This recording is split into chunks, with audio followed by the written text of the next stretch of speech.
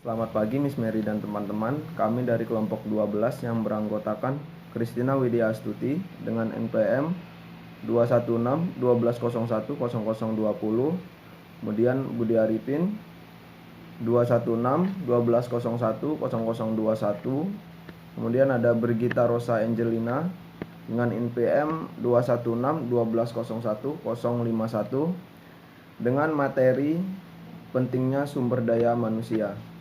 Baik teman-teman, di sini kami akan bahas materi. Yang pertama itu arti dan pentingnya sumber daya manusia, yang B perencanaan sumber daya manusia, yang C metode informasi dan peramalan PMSDM, yang D perencanaan prosedur dan rencana SDM, yang E perencanaan fungsi-fungsi MSDM, yang F audit SDM. Kemudian arti dan pentingnya sumber daya manusia. Apakah sumber daya manusia itu? Sumber daya manusia atau manpower yang disingkat SDM merupakan kemampuan yang dimiliki setiap manusia.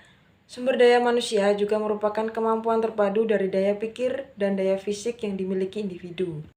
Kemudian ada konsep sumber daya manusia atau SDM. Yang pertama itu ada daya pikir, yang kedua daya fisik, yang ketiga perilaku dan sifat, yang keempat keinginan, yang kelima prestasi kerja. Menurut para ahli, yaitu De Jong membedakan manusia menjadi dua golongan menurut arah perhatiannya, yaitu yang pertama tipe introvers, yang kedua tipe extrovers, yang ketiga tipe ambivers. Dr. Toshita Kanomi mengemukakan bahwa golongan darah mengungkapkan sifat manusia sebagai berikut. Yang pertama, golongan darah A bisa dipercaya. Yang kedua, golongan darah B lemah lembut. Yang ketiga, golongan darah AB emosional. Yang keempat, golongan darah O berbakat pemimpin. Selanjutnya ada teori kepribadian. Yang pertama teori sifat atau trait test teori. Yang kedua teori psikodinamis atau psikodinamik teori oleh Freud. Yang ketiga teori humanitis atau humanistik teori oleh Carl Rogers. Lalu pendekatan SDM. Yang pertama itu ada pendekatan mikro. Pendekatan mikro diartikan penganalisian dan pengajian sumber daya manusia dari ruang lingkup yang lebih sempit dalam perusahaan. Yang kedua pendekatan makro. Pendekatan makro atau ekonomi SDM, di mana SDM dikaji dan dianalisis secara luas dan menyeluruh, baik emosional maupun internasional. Yang ketiga itu tenaga kerja. Tenaga kerja adalah orang-orang atau SDM yang telah dapat memenuhi syarat-syarat yang ditetapkan dalam undang-undang perburuhan di negara yang bersangkutan. Lanjutan, kemudian yang keempat itu pengusaha. Pengusaha adalah orang-orang yang memiliki pengusahaan dalam menginvestasikan kekayaannya dan pendapatannya berasal dari laba perusahaan. Yang kelima itu karyawan. Karyawan adalah orang-orang penjual jasa dan pendapatannya merupakan kompensasi yang besarnya telah diketahui terlebih dahulu. Yang keenam itu manajerial. Manajerial adalah orang-orang yang punya bawahan sehingga sebagian dari pekerjaan dapat didelegasikan kepada bawahannya untuk dikerjakan. Yang ketujuh ada bawahannya untuk dikerjakan. Yang ketujuh ada operasional. Adalah orang-orang yang harus mengerjakan sendiri pekerjaan yang didelegasikan kepadanya.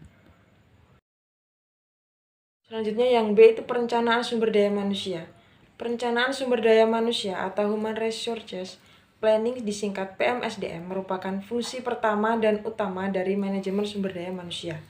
Menurut DRS Malayu SPH Sibuan, perencanaan sumber daya manusia adalah merencanakan tenaga kerja agar sesuai dengan kebutuhan perusahaan serta efektif dan efisien dalam membantu terwujudnya tujuan.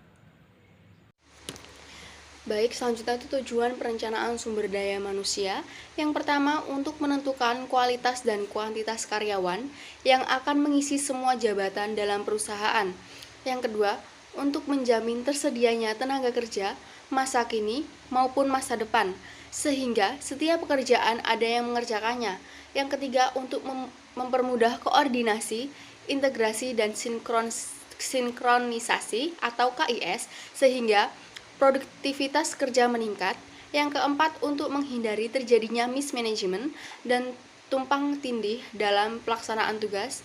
Yang kelima, untuk menghindari kekurangan dan atau kelebihan karyawan.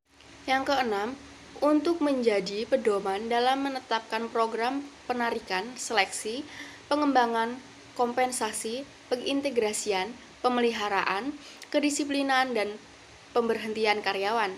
Yang ketujuh, menjadi pedoman dalam melaksanakan mutasi, vertikal atau horizontal, dan pensiun karyawan, yang terakhir menjadi dasar dalam melakukan penilaian karyawan. Dan selanjutnya itu C, metode informasi dan peramalan PSDM.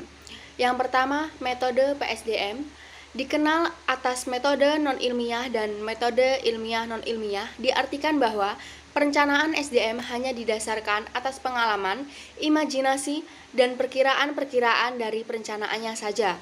Yang kedua, data dan informasi. Data adalah kejadian-kejadian nyata pada masa lampau, baik data sekunder maupun data primer. Informasi adalah hasil proses data serta memberikan informasi kepada penerimanya.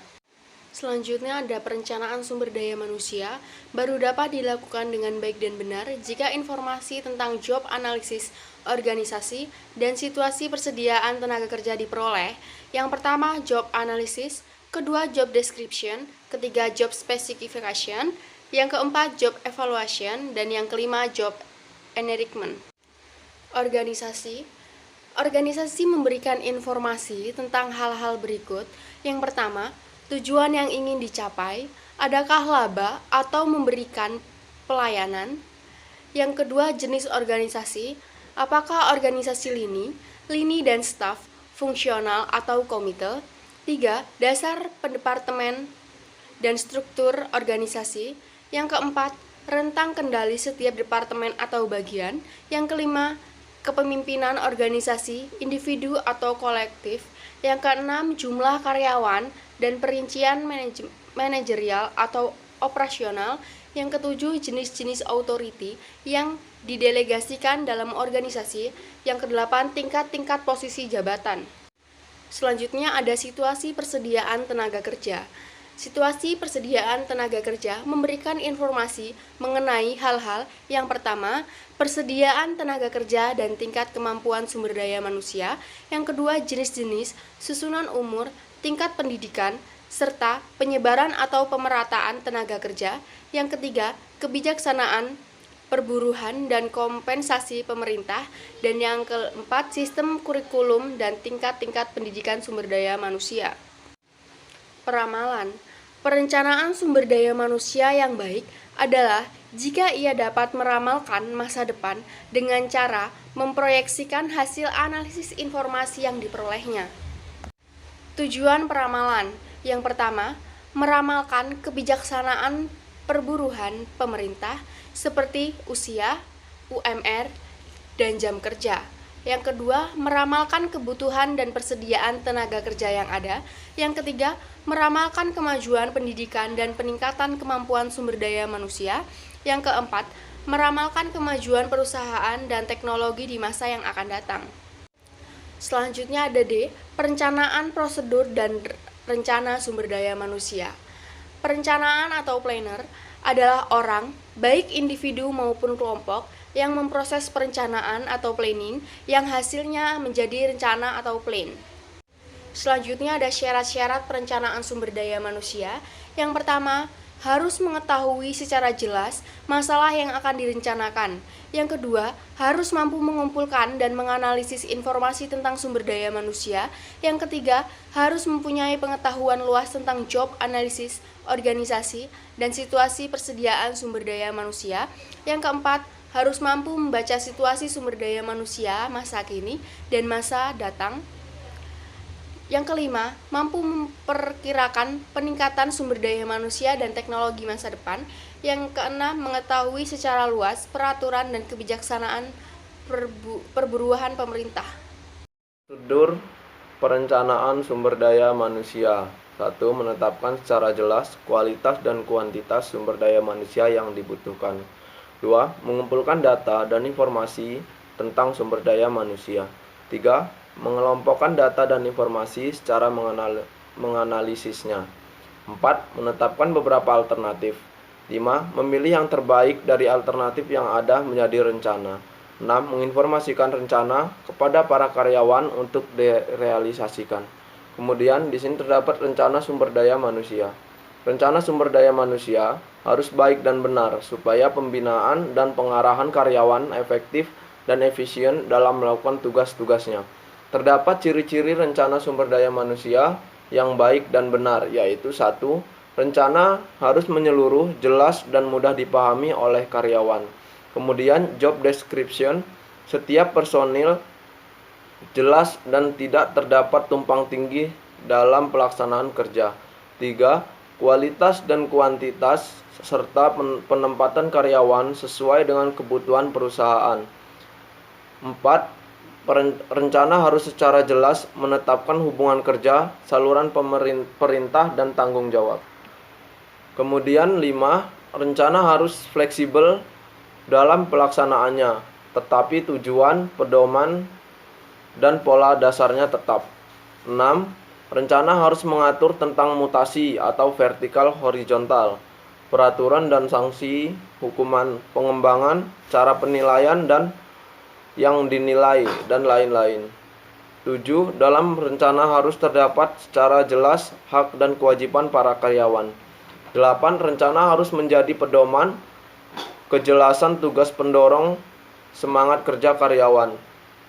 9. Rencana harus dapat digunakan menjadi alat kontrol yang baik. Kemudian ada jangka waktu rencana. 1. Rencana jangka panjang. 2. Rencana waktu menengah. 3. Rencana jangka pendek. Pentingnya PSDM. 1. Pentingnya perusahaan. 2. Kepentingan perseorangan. 3. Kepentingan nasional. Dan di sini terdapat kendala-kendala perencanaan sumber daya manusia, yaitu 1. Standar kemampuan sumber daya manusia. 2. Manusia atau sumber daya manusia makhluk hidup. 3. Mutasi sumber daya manusia. 4. Kebijakan perburuhan pemerintah. Kemudian perencanaan fungsi-fungsi MSDM. 1. Perencanaan organisasi. 2. Perencanaan pengarahan. 3. Perencanaan pengendalian. 4. Perencanaan pengadaan. 5. Perencanaan pengembangan. 6. Perencanaan kompensasi. 7. Perencanaan pengintegrasian. 8. Perencanaan pemeliharaan. 9. Perencanaan kedisiplinan. 10. Perencanaan pemberhentian. Kemudian ada F. Audit sumber daya manusia. Audit sumber daya manusia merupakan tindak lanjut dari realisasi perencanaan-perencanaan yang telah dilakukan. Audit sumber daya manusia penting dan mutlak harus dilakukan untuk mengetahui apakah karyawan bekerja dengan baik dan berperilaku sesuai rencana. Pelaksanaan audit sumber daya manusia ini sangat penting bagi perusahaan maupun bagi karyawan yang bersangkutan. Pelaksanaan audit sumber daya manusia dilakukan oleh atasan langsung dan manajer urusan sumber daya manusia, baik secara individual atau kolektif. Audit sumber daya manusia dilakukan secara formal, baik langsung maupun tidak langsung, atau laporan tertulis. Di sini terdapat ruang lingkup audit sumber daya manusia, yaitu what, why, where, when, who, dan how. Baiklah, sekian presentasi dari kelompok kami. Kami ucapkan terima kasih.